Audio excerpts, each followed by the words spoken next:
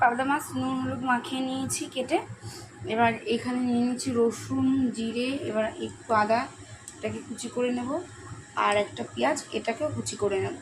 তারপরে করব পাবদার ঝাল। এই মাছগুলোকে ভেজে নিয়েছি, এবার মাছগুলোকে তুলে নেব। এই তেলের মধ্যে দিয়ে দেবো কালো জিরা ফোড়ন, আর এই যে আদা জিরে পেঁয়াজ রসুন আর টমেটো কাঁচা লঙ্কা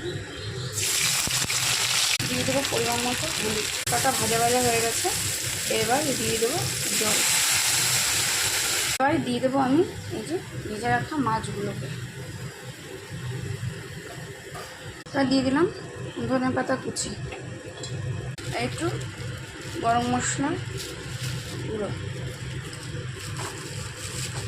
যে তৈরি আমার পাবদা মাছের ঝাল।